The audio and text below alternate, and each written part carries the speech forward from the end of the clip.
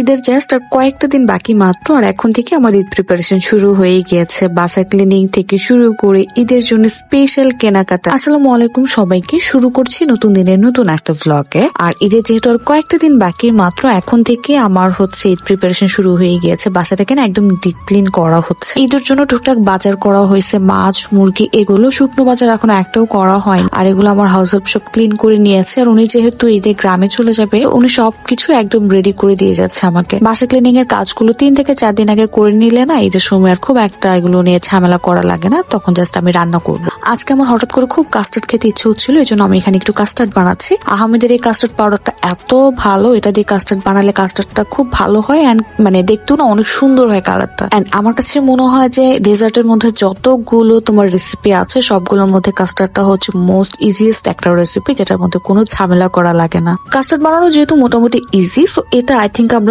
সবাই পারি বানাতে। এখানে আমি হাফ লিটার মতো মিল্ক নিয়ে নিয়েছি। মিল্কটাকে একটু গরম করার পরে আমি 1 চামচের মতো চিনি দিলাম, তারপর একটু লবণ দিলাম। আগে থেকে আমি যে ঠান্ডা মিল্কের মধ্যে কাস্টার্ড পাউডারটা মিক্স করে রেখেছি ওটা অ্যাড করে দিলাম। আর ওটা দেওয়ার পর দেখো এত সুন্দর হয়ে গিয়েছে, ঘন হয়ে, আর কালারটাও খুব সুন্দর আসছে। আমি কিন্তু এটা অনেক বেশি ঘন করিনি, কারণ এটা যত ঠান্ডা হতে থাকবে তত এটা আরো ঘন হতে থাকবে। আর এটাকে আমি ফ্যানের নিচে কিছুক্ষণ রেখে ঠান্ডা করে নিয়েছি, তারপর একটা বক্সে ভরে আমি ফ্রিজে রেখে দিয়েছি। যখন খাবো তখন এটা ফ্রিজ থেকে বের করবো। এরপর আমার সেদিন খুব একটা কাজ ছিল না, এই জন্য আমি বসে বসে রিলস এর জন্য একটা শুট করছিলাম। বাই দ্য ওয়ে, এটা কিন্তু আমার ঈদের দিনের ড্রেস না, বাট ঈদের জন্যই কেনা। তারপর সেদিন তানবীরের অফিস থেকে সবাইকে ঈদের জন্য একটা একটা করে গিফট হ্যাম্পার দেওয়া হয়েছে, আর আমি খুবই এক্সাইটেড ছিলাম এটার ভিতরে কি আছে সেটা দেখার জন্য। আর গিফট পেতে কার না ভালো লাগে বলো? চলো এখন তোমাদেরকে দেখে এটার ভিতরে কি কি আছে।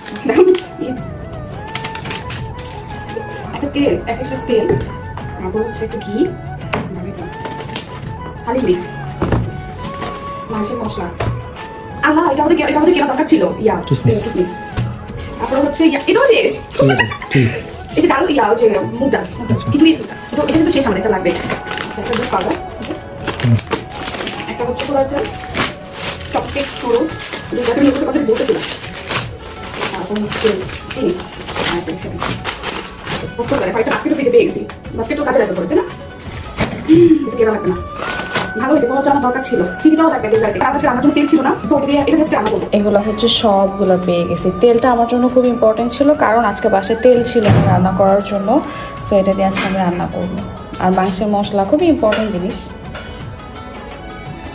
তারপরেই তো আমি যে কাস্টার্ডটা বানিয়ে রেখেছিলাম, এখন ওটা খাবো। ওটাকে আমি অনেকক্ষণ ঠান্ডা করে নিয়েছি। ঠান্ডা ঠান্ডা কাস্টার্ড খেতে বেশি ভালো লাগে। আর এখানে আমি যে ফ্রুটস গুলো বাসে এভেলেবেল ছিল ওগুলা দিয়ে দিলাম। আই থিঙ্ক আমার স্পুনটা আমার কাস্টার্ডের গ্লাসটা থেকে একটু বেশি বড় হয়ে গিয়েছে। এনিওয়ে, আমার কাস্টার্ড বানানো এখানে একদম ডান। আর আমার না কাস্টার্ডের মধ্যে সবচেয়ে আপেলটা বেশি ভালো লাগে খেতে। তোমাদের কোন ফ্রুটসটা খেতে বেশি ভালো লাগে আমাকে অবশ্যই জানাবে। তোমরা যদি ঈদে কেউ কাস্টার্ড বানাতে চাও, তাহলে তোমরা আগের দিন কাস্টার্ডটা বানিয়ে ফ্রিজে রেখে দিতে পারবা। ফল মিক্স করবা না, ফলগুলো মিক্স করলে ফল থেকে পানি ছেড়ে দিবে, তখন কাস্টার্ডটা খেতে আর ভালো লাগবে না, একদম পাতলা পাতলা হয়ে যাবে, পানি পানি হয়ে। জাস্ট যেদিন খাবো ওই দিনই ফল মিক্স করবা কাস্টার্ডের সাথে। দেখো আমার এই ফুল গাছের মধ্যে কি সুন্দর ফুল ফুটেছে, মাশাআল্লাহ। আমার অনেকদিন ধরে মন খারাপ ছিল, আমার গাছগুলো তো কোনো ফুল হচ্ছিল না, বাট আলহামদুলিল্লাহ এখন কিন্তু মোটামুটি সবগুলো গাছে একটু একটু করে ফুল আসে স্টার্ট করে দিয়েছে। আর ফুল গাছের মধ্যে না ফুল না থাকলে গাছগুলো কেমন জানি একটা মরা মরা লাগে, তখন আর দেখতে ভালো লাগে না। তারপর এটা এখন একটু রান্না বান্না করবো সেহরির জন্য। আর গিফট বক্সটার মধ্যে যে তেলটা ছিল ওইটা দিয়ে রান্নাটা করছি আজকে, কারণ আমার বাসায় আজকে একদমই তেল ছিল না। ওইটা দেওয়াটা আমার অনেক ভালো হয়েছে। আর এটা হচ্ছে রুই মাছ দিয়ে আলু দিয়ে রান্না করেছি। সো এই তো আজকে ব্লগটা এতটুকুই, টাটা।